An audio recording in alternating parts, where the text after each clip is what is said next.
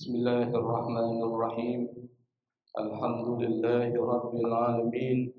اللهم صل وسلم على سيدنا محمد الفاتح لما أغلق والخاتم لما سبق ناصر الحق بالحق والهادي إلى صراطك المستقيم وعلى آله وأصحابه حق قدره ومقداره العظيم. سبحانك لا علم لنا إلا ما علمتنا إنك أنت العليم الحكيم ولا حول ولا قوة إلا بالله العلي العظيم.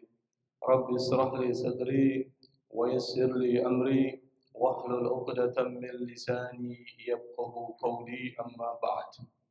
Ma'asyiral hadirin, jamaah yang dimuliakan, dibanggakan oleh Allah Subhanahu wa taala. Alhamdulillah kita masih diberikan kesempatan oleh Allah hadir di majelis ilmu yang sangat dicintai oleh Allah dan Rasulnya, dan di tempat yang sangat diberkahi oleh Allah Subhanahu wa ta'ala. Pada kesempatan pertemuan minggu yang lalu kita sudah membahas ayat yang ke-93, yang ayat itu bercerita tentang perjanjian yang dibuat oleh Allah Subhanahu wa taala dengan orang-orang yang merupakan anak cucu dari Nabi Yakub yang disebut dengan Bani Israel. Meskipun khitabnya itu adalah kepada orang-orang Yahudi yang ada di kota Madinah, tetapi mereka satu kesatuan. Ketika mereka diceritakan Allah dibuat perjanjian sampai-sampai Bukit Tursina itu di atas kepala mereka untuk ditimpakan oleh Allah kepada mereka supaya mereka melaksanakan dan menjalankan kitab Taurat dan aturan-aturannya. Mereka mengatakan sami'na wa asina, kami dengar dan kami tidak mau ikuti. Kenapa mereka melakukan itu? Karena di dalam hati mereka itu memang sudah tertutup. Karena itu maka Allah tanamkan ke dalam hati mereka kecintaan kepada berhala, yaitu patung anak sapi yang mereka sembah. Nah, pada kesempatan pertemuan hari ini kita akan membahas ayat ke-94 dan ke-95 yang masih dalam satu kesatuan. Dalam ayat ini Allah Subhanahu wa taala berfirman, A'udzu billahi minasyaitonir rajim. Bismillahirrahmanirrahim. Qul in kanat lakumud darul akhiratu 'indallahi khalisatan min dunin nas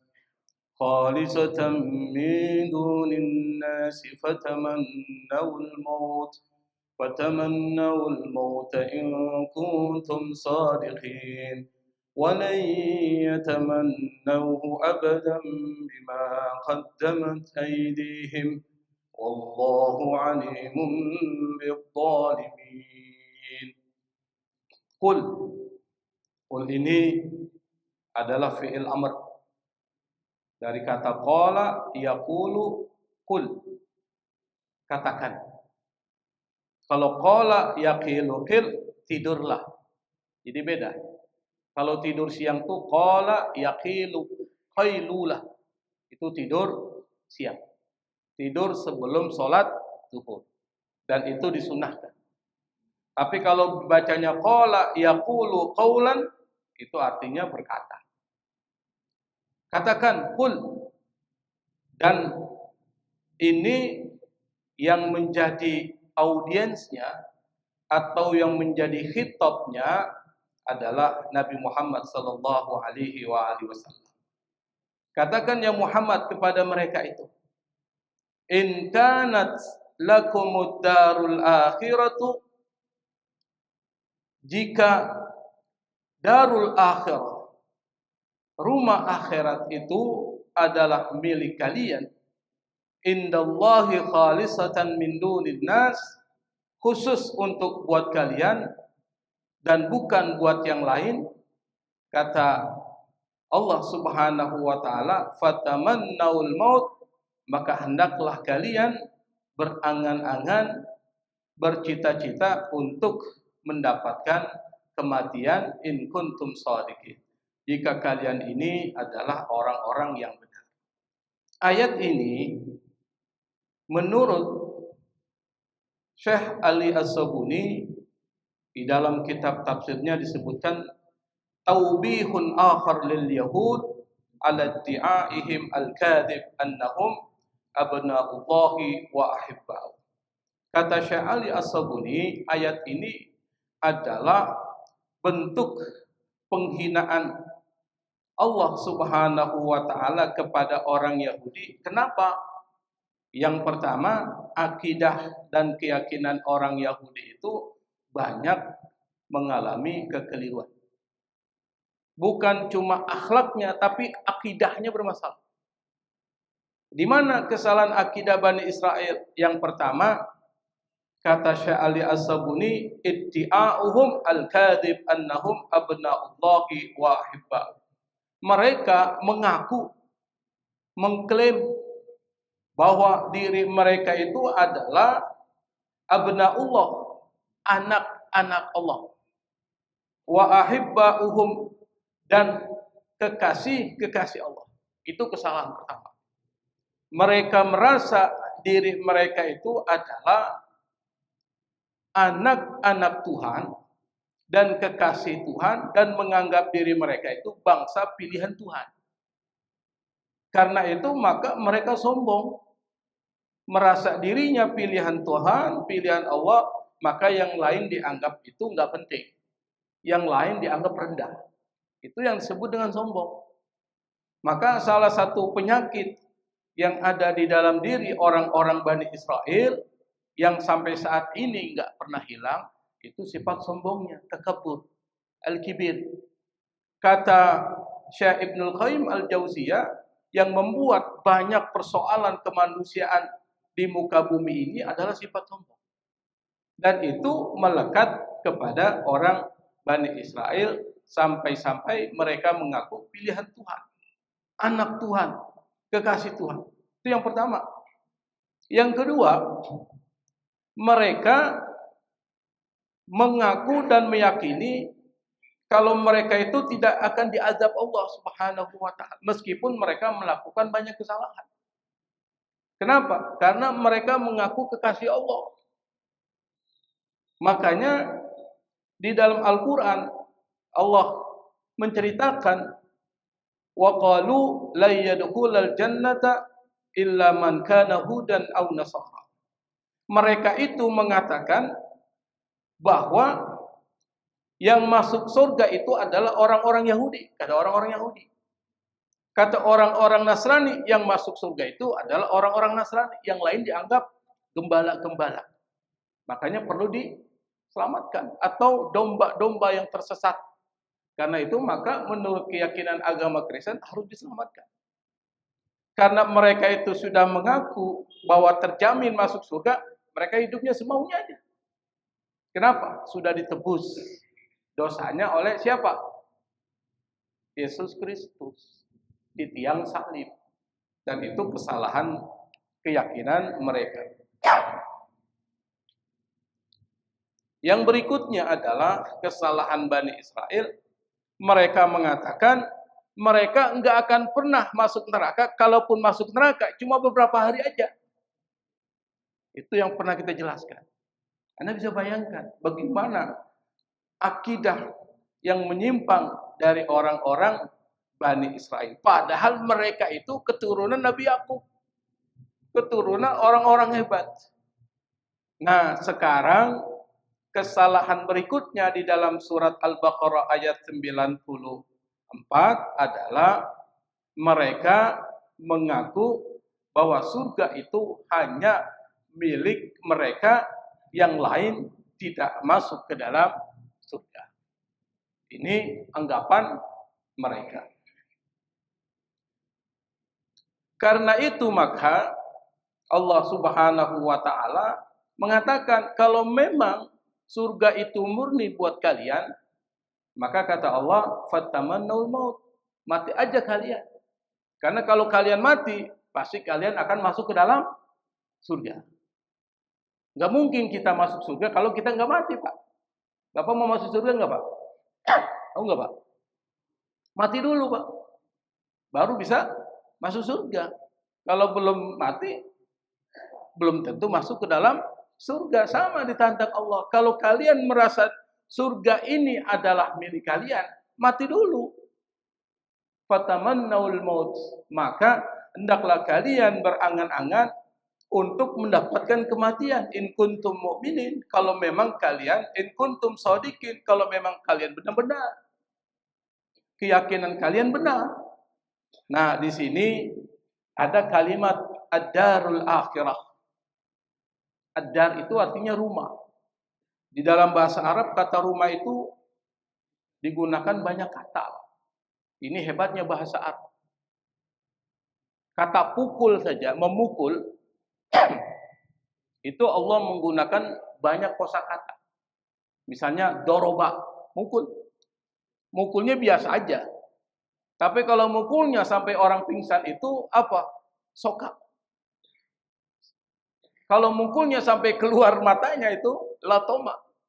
Seperti Nabi Musa memukul malaikat Israel sampai malaikat Israel keluar matanya. Mengadu malaikat Israel kepada Allah, ya Allah, hamba-Mu ini enggak suka mati.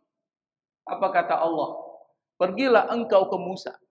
Bilang kepada Nabi Musa supaya dia meletakkan tangannya di permukaan kulit kerbau.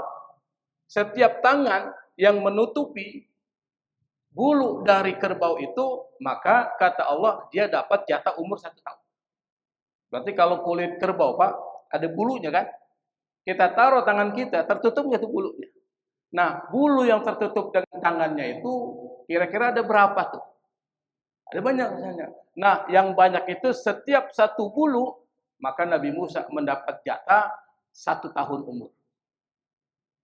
Apa kata Nabi Musa? Setelah itu apa? Kata Allah, setelah itu Anda mati. Ya, kalau begitu, udah mati sekarang aja.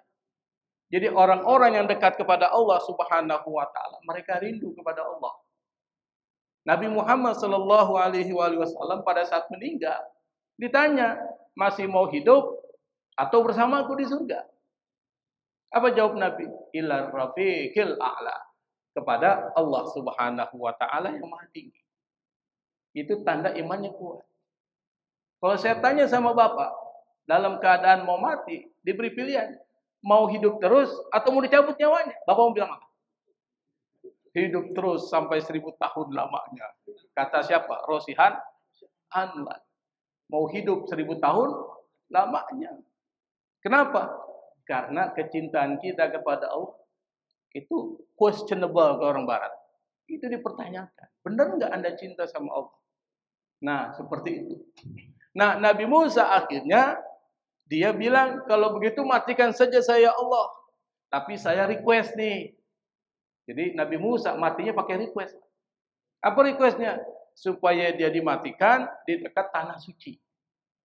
Mana tanah suci itu? Menurut para ulama tafsir disebut dengan Bukit Sinai. Tursina. Itu disebut dengan Ardun Muqaddasah. Tanah suci termasuk Palestina. Tanah suci termasuk kota Mekah dan Madinah. Maka kata Nabi, kalau seandainya ada orang yang ingin mati di kota Madinah, matilah di sana. Kenapa? Aku akan memberikan syafaat dan pertolongan kepada orang tersebut. Makanya nanti kalau Bapak pergi umroh, doa, ya Allah matikan saya di kota Madinah. Mau nggak gitu, Pak? Besokannya nggak balik lagi. Repot juga itu. Keluarganya udah nungguin, kok nggak pulang-pulang nih orang. Ternyata dia mati di kota Madinah. Ad-darul akhirah. Menggunakan kata akhirah. Dar itu rumah. Baitun rumah. Baitun itu artinya di mana dia bermalam. Bata, yabitu, bait, mabit. Mabit itu bermalam. Mabit di Musdalifah. Bermalam di Musdalifah. Itu mabit. Makanya rumah disebut dengan bait karena Anda setelah capek bekerja, maka Anda bermalam di rumah Anda. Itu disebut dengan bait. Yang kedua disebut dengan manzil, tempat turun. Manazil. Kata Nabi, kuburan itu awwalu manazilil akhirah.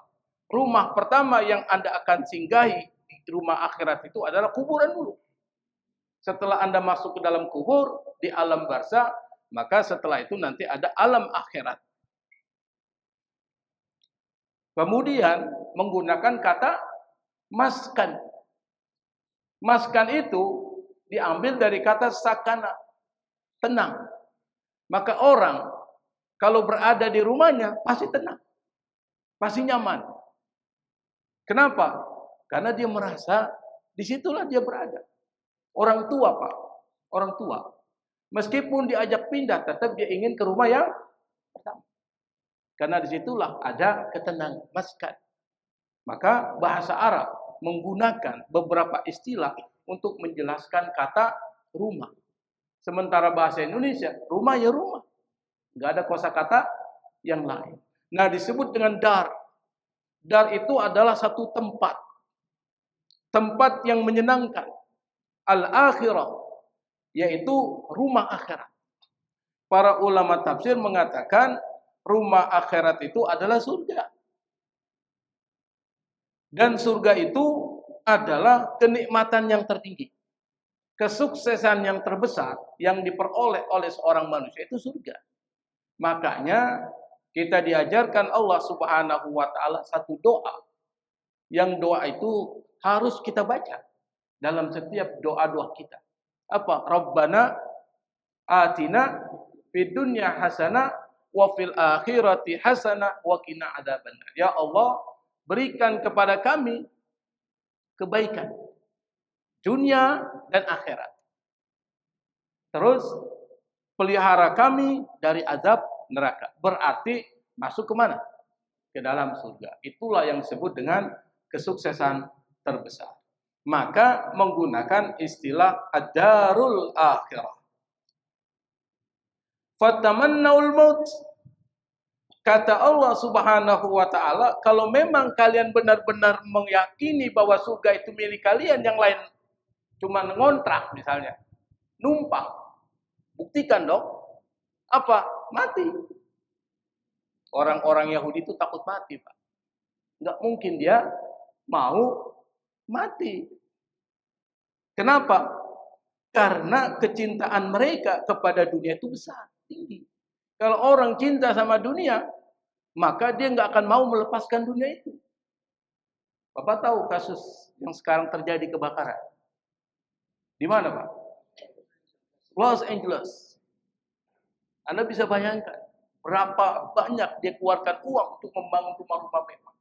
Ketika rumah mereka kebakaran, apa yang terjadi? Mereka menangis.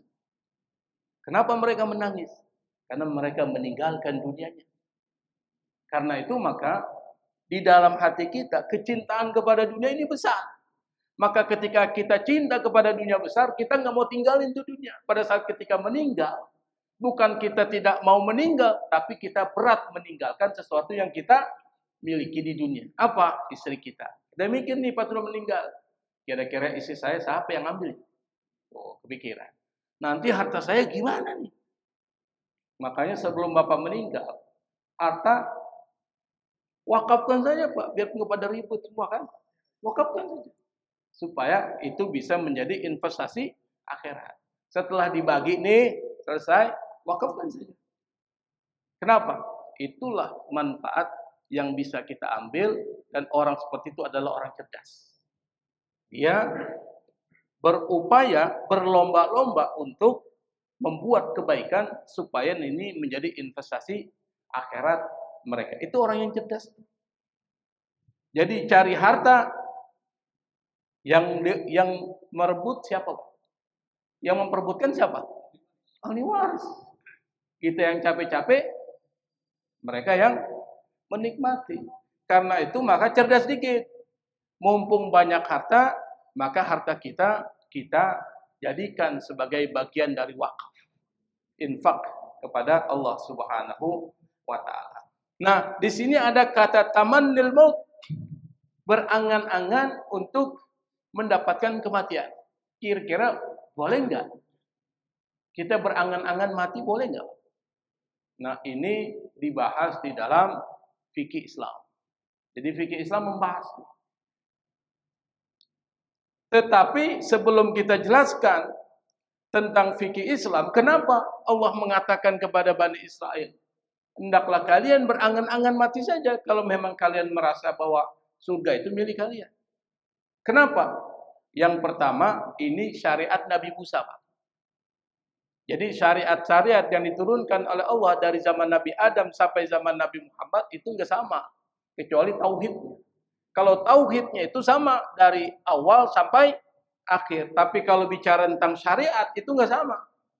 Syariat Nabi Musa itu, kalau Anda melakukan kesalahan besar, dosa besar, maka syariatnya harus membunuh diri kalian. Jadi kalau misalnya syariat Nabi Musa ini melakukan kesalahan nih. Kesalahannya apa? Kesalahannya menyekutukan Allah Subhanahu wa taala, maka hukumnya di dalam syariat Nabi Musa itu adalah membunuh diri kalian. Berarti bunuh diri, Pak. Berarti boleh enggak bunuh diri dalam syariat Nabi Musa? Di sini boleh. Di mana diceritakan? Dalam surat Al-Baqarah ayat 54 yang sudah kita bahas. Kata Allah dalam Al-Quran, ketika Bani Israel itu menjadikan patung anak sapi sebagai Tuhan mereka, mereka sudah melakukan kesalahan besar. La zulmun azim. Kezaliman yang besar. Kenapa? Memusyrikan, menyekutukan Allah Subhanahu wa ta'ala. Maka hukumnya dalam syariat Nabi Musa, fatubu ila bari'ikum faqatulu anfusakum dalikum khairul lakum inda bari'ikum fataba alaikum. Kata Allah, kalian taubat kepada Allah. Lalu bentuk taubatnya apa? Faqtulu anfusakum. Bunuhlah diri-diri kalian. Kira-kira kalau syariat Nabi Musa berlaku sampai sekarang, Pak, apa yang terjadi, Pak? Banyak orang bunuh diri, Pak. Jumlah manusia semakin berkurang. Misalnya sedikit-sedikit musyrik nih menyekutukan Allah. Misalnya apa? Datang pesugihan di Kediri. Bapak mau saya kasih tahu tempatnya pesugihan? Mau enggak? Hanya Ustaz Mangsuri. Biasanya di Kediri itu, di Gunung Kawi itu, ada kan? Ada di Gunung Ciremai. Itu banyak tuh pesugihan-pesugihan. Itu musyrik. Nah, kalau syariat Nabi Musa sampai berlaku sampai sekarang, maka mereka harus membunuh diri mereka sendiri. Nah, salah satu syariatnya adalah mengangan-angankan kematian itu adalah sesuatu yang boleh dalam syariat Nabi Musa. Saya berikan contoh. Kalau syariat sebelum Nabi Muhammad SAW itu banyak bedanya dengan kita. Apa? Yang pertama, wudu. Saya beri contoh. Ini dibahas dalam syar'u man qablana, syariat sebelum kita atau sebelum Islam. Dalam syariat nabi-nabi terdahulu, seseorang yang ingin berwudu tetapi ia tidak menemukan air untuk berwudu, maka sholat yang akan ia kerjakan ditunda sampai ia menemukan air. Kira-kira beda nggak dengan kita? Beda. Kalau kita gimana, Pak? Tayamum. Sholat nggak boleh ditinggalkan. Maka ada alternatif hukum, yaitu menggunakan debu untuk melaksanakan tayamum. Itu aturan Islam.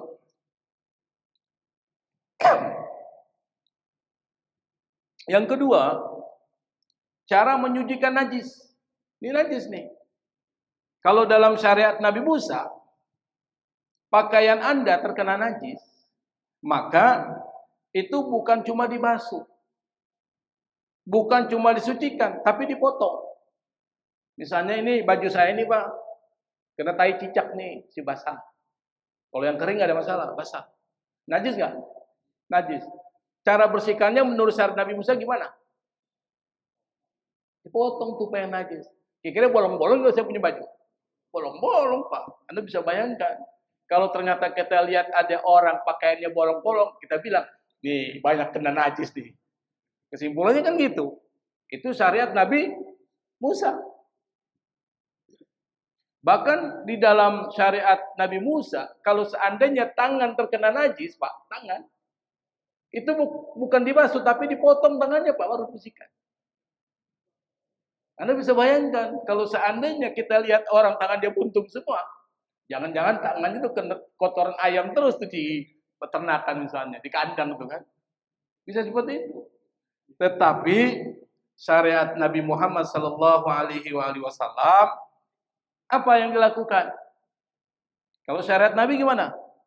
Ini misalnya kena tai ayam nih, baju. Ayam nemplok di atas pohon. Kita lagi ada di bawah sambil ngopi lagi. Tiba-tiba ayam berak, jatuh di sini nih. Kira-kira apa yang kita lakukan? Kita bersihkan dengan air sampai hilang warnanya, hilang baunya dan hilang rasanya. Tapi nggak mungkin Bapak rasa kan? Yang penting hilang bau dan hilang warnanya. Itu dianggap suci. Itu syariat Nabi Muhammad sallallahu alaihi wasallam. Ada juga syariat sebelum kita, sebelum Nabi Muhammad sallallahu alaihi wasallam terkait dengan orang yang melakukan dosa. Kira-kira apa tebusannya? Kalau dia berbuat dosa, kira-kira apa tebusannya? Kalau dalam syariat kita kan cukup kita taubat sama Allah. Taubat sama Allah, minta ampun kepada Allah, tidak lagi mau melaksanakan apa yang kita pernah lakukan yang dosa. Kemudian kita ganti dengan yang baik. Kalau sholat kita tinggalkan, ya sholat kita ya ganti. Kalau puasa pernah kita tinggalkan, kita ganti puasa. Itu kalau dosanya sama Allah. Tapi kalau dosanya sama manusia, tentu seperti yang pernah kita katakan, harus minta dihalalkan terhadap orang yang pernah kita zalimi. Baru kemudian diampuni oleh Allah Subhanahu wa ta'ala. Itu syariat Islam. Tapi syariat sebelum Islam, para nabi terdahulu, jika ada seseorang melakukan perbuatan dosa di malam hari, maka siang harinya dosa yang ia perbuat di malam hari, itu akan ditulis di pintu rumahnya dengan jelas tuh.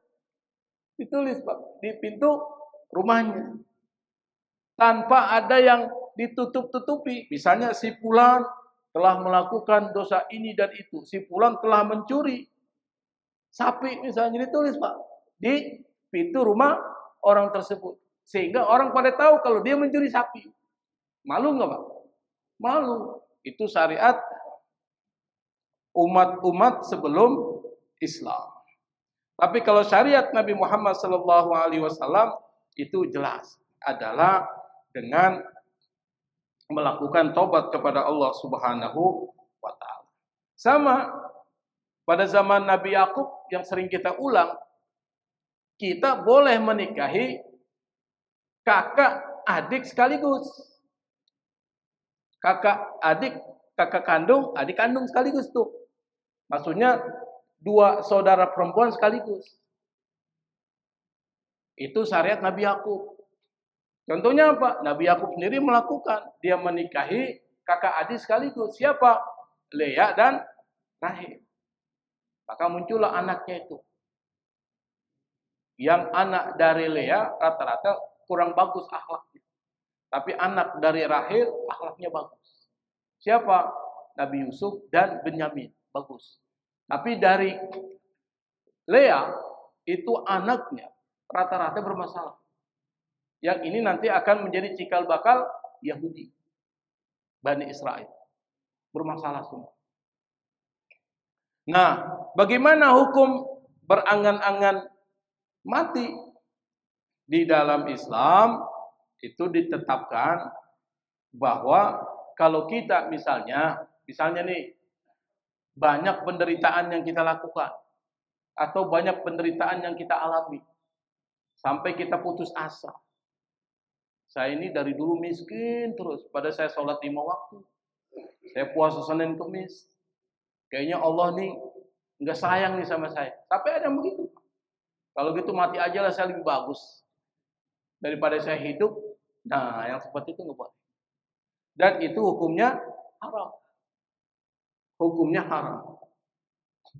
Kenapa hukumnya haram? Yang pertama, karena Nabi Muhammad SAW itu mengatakan kepada kita, la yatamannayanna ahadakumul maut lidurrin nazala bihi walakin liyaqul Allahumma ahyini in kanatil hayatu khairan li wa tawaffani in kanatil wafatu khairan li.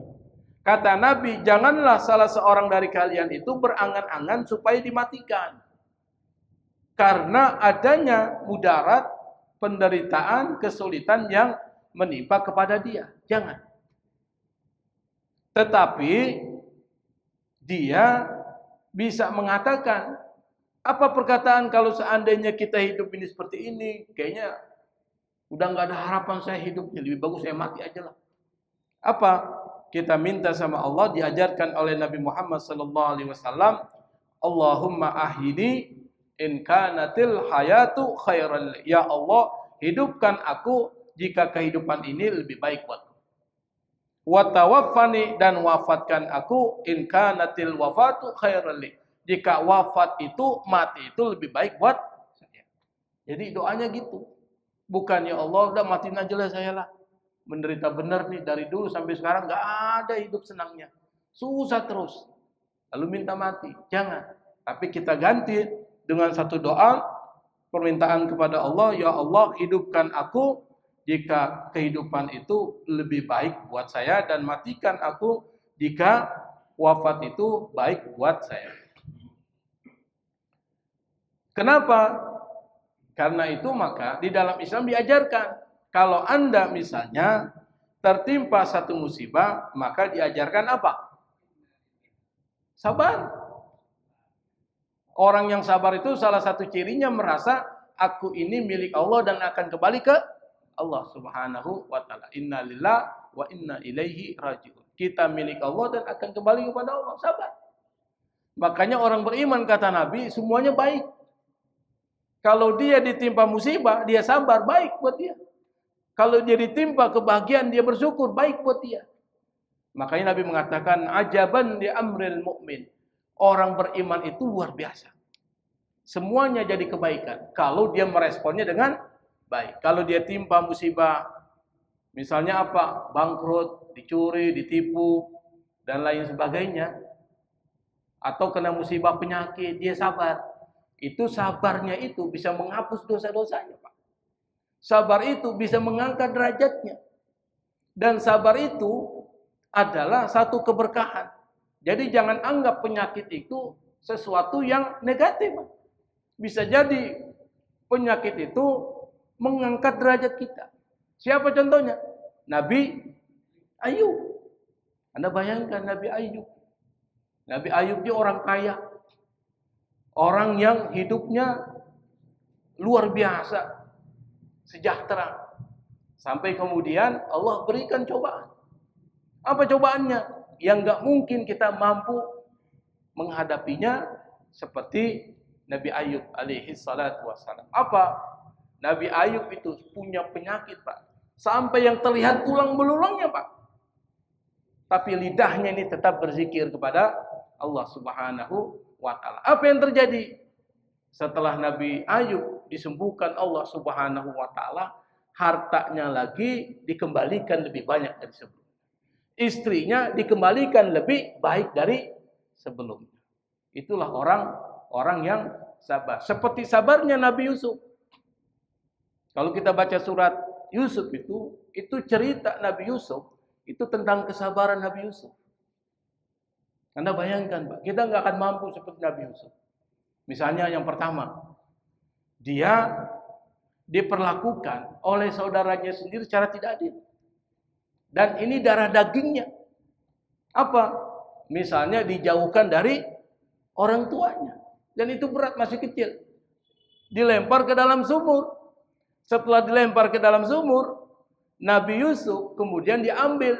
Lalu kemudian hidup bersama seorang gubernur Mesir yang punya istri cantik tapi suka dengan Nabi Yusuf. Anda bisa bayangkan bagaimana beratnya Nabi Yusuf menghadapi itu. Kalau seandainya ini bukan petunjuk dari Allah, kata Nabi Yusuf, pasti saya akan mengikuti kemauan-kemauan perempuan-perempuan tersebut. Akhirnya apa yang terjadi? Nabi Yusuf tidak mau mengikuti keinginan mereka, Nabi Yusuf berada di penjara. Di penjara ketemu dia dengan orang yang bermimpi. Satu bermimpi, yang satu lagi bermimpi yang beda. Kata Nabi Yusuf kepada salah seorang, kamu nanti akan selamat. Dan kamu yang bermimpi B akan digantung oleh raja. Itu kejadian. Tapi dia bilang sama orang yang selamat, kalau nanti kamu keluar, tolong beritahu kepada raja, saya tidak melakukan seperti yang dituduhkan para perempuan itu. Nabi Yusuf di sini Pak, bergantung berharap kepada makhluk. Nah bayangkan, Nabi Yusuf bergantung kepada makhluk, akhirnya apa? Allah buat lupa orang yang selamat tersebut, sehingga dia nggak ingat apa yang terjadi dan apa yang menjadi pesan Nabi Yusuf. Ketika Nabi Yusuf tahu dia telah melakukan kesalahan karena dia bersandar kepada makhluk bukan kepada Allah, taubat kepada Allah Subhanahu wa taala. Di penjara semakin lama dia. Dia taubat kepada Allah, dia sudah melakukan dosa. Apa dosanya? Bersandar pada makhluk, Pak. Kalau kita bersandar pada makhluk banyak banget, tapi tidak merasa berdosa. Tetapi Nabi Yusuf, dia bersandar kepada makhluk, dia merasa dosa dan minta ampun kepada Allah Subhanahu wa taala. Sampai kemudian Allah ampuni, kemudian terjadilah episode berikutnya, raja bermimpi. Yang bisa ditakwilkan mimpi itu kecuali oleh Nabi Yusuf alaihissalatu wassalam. Lalu Nabi Yusuf karena mampu memberikan solusi terhadap mimpinya raja, Nabi Yusuf diangkat menjadi menteri. Menteri perbendaharaan negara. Di sini disimpulkan oleh Allah, innahu mayyattaqi wa yasbir fa innallaha la yudhi'u ajral muhsinin. Itulah kesimpulannya. Jadi kesimpulan cerita Nabi Yusuf dalam surat Yusuf itu ada di dalam satu kalimat itu. Innahu mayyattaqi wa yasbir, sesungguhnya barang siapa yang bertakwa dan bersabar, fa innallaha la yudhi'u ajral muhsinin, Allah tidak akan pernah menyia-nyiakan orang yang berlaku ihsan, berlaku baik. Maka sabar. Kalau kita ditimpa musibah, sabar. Boleh jadi sabar itu bisa membersihkan dosa kita dan bisa jadi bisa mengangkat derajat kita. Itu ajaran Islam. Tetapi ada pengecualian, Pak. Apa pengecualiannya? Pengecualiannya itu adalah boleh orang berangan-angan mati. Yang pertama, kalau dia hidup di zaman penuh dengan fitnah dan dia khawatir keberagamannya itu bisa terpengaruh. Seperti cerita Ashabul Kahfi. Bapak pernah dengar cerita Ashabul Kahfi? Ashabul Kahfi ini kan hidup di zaman setelah Nabi Isa. Setelah zaman Nabi Isa. Fityatun amanu bi rabbihim wa zidnahum huda. Anak muda yang beriman kepada Allah karena mereka khawatir keberagaman mereka ini bisa dipengaruhi oleh raja yang raja itu mengaku dirinya atau anti terhadap ajaran Nabi Isa alaihissalatu wassalam, mereka pun pergi. Dan yang terjadi apa? Mereka dimatikan dalam berapa lama, Pak? Berapa lama? 309 tahun. Anda bayangkan. Artinya apa? Nah, dari gambaran ini, bagi orang-orang yang khawatir agamanya bisa terpengaruh, boleh dia berangan, ya Allah, kalau seandainya saya mati aja lebih bagus ini, daripada nanti saya bisa terpengaruh dengan kesyirikan mereka. Itu boleh. Tapi yang nggak boleh, Anda putus asa. Putus asa terhadap musibah yang diberikan Allah, lalu Anda mengatakan, ya laitani mittu qabla hadza. Ya seandainya saya mati sebelum ini lebih bagus kali. Itu yang tidak boleh. Yang kedua, berharap kematiannya itu syahid di jalan Allah Subhanahu wa taala. Misalnya peperangan, menegakkan agama Allah, kita minta ya Allah matikan aku dalam keadaan syahid. Itu boleh. Yang tidak boleh adalah minta dimatikan dalam keadaan putus asa dengan rahmat Allah Subhanahu wa taala. In kuntum shadiqin, kata Allah, jika kalian memang benar-benar mengatakan dan meyakini bahwa surga itu murni milik kalian, maka hendaklah kalian berangan-angan untuk minta kematian kepada Allah Subhanahu wa taala. Apa yang kata Allah? Kata Allah, "Walay yatamannawhu abadan bima qaddamat aydihim wallahu alimun bidzalimin." Walan, lan itu dalam bahasa Arab artinya tidak akan pernah. Lan. Artinya apa? Enggak mungkin terjadi. Kata Allah, "Walay yatamannahu," orang-orang Yahudi itu tidak akan pernah mau berkeinginan untuk mati selamanya. Kenapa? Minal hirsi wa tulil amali wal istilzazi bil lazzatil hissiyah wal wahmiyah minal jahi wal manzil wal makanah bainan nas wal istikbari alaihim. Kata ahli tafsir, karena mereka itu rakus terhadap dunia. Karena mereka itu panjang cita-citanya. Dan mereka itu sudah keenakan menikmati apa? Misalnya harta, kedudukan, rumah, dan mereka sombong terhadap apa yang diberikan Allah Subhanahu wa taala. Jadi kata Allah, orang-orang yang sudah cinta kepada dunia, menikmati dunia, maka mereka itu orang yang takut apa? Takut mati. Makanya kata Allah dalam Al-Qur'an, kata Nabi Muhammad sallallahu alaihi wasallam, hubbud dunya wa karahiyatul maut. Cinta kepada dunia, takut mati. Kata Nabi, hubbud dunya ra'su kulli khatiyah. Cinta kepada dunia itu adalah puncak segala kesalahan yang dilakukan oleh manusia. Karena itu maka di dalam Islam diajarkan tuh Pak, supaya kita tidak cinta kepada dunia, diajarkan apa? Zuhud. Apa itu zuhud? Zuhud itu bukan berarti tidak boleh kaya, bukan. Zuhud itu bukan berarti harus miskin, bukan. Anda boleh kaya. Tapi jangan sampai kekayaan Anda, harta Anda itu masuk ke dalam hati Anda. Cukup ada di luar diri Anda. Harta Anda digunakan untuk mendekatkan diri kepada Allah Subhanahu wa taala. Itu zuhud. Coba cerita ini, masih ada waktu ya? Masih. Karena sudah diteror dengan kertas-kertas tadi itu. Jadi ada cerita, Pak.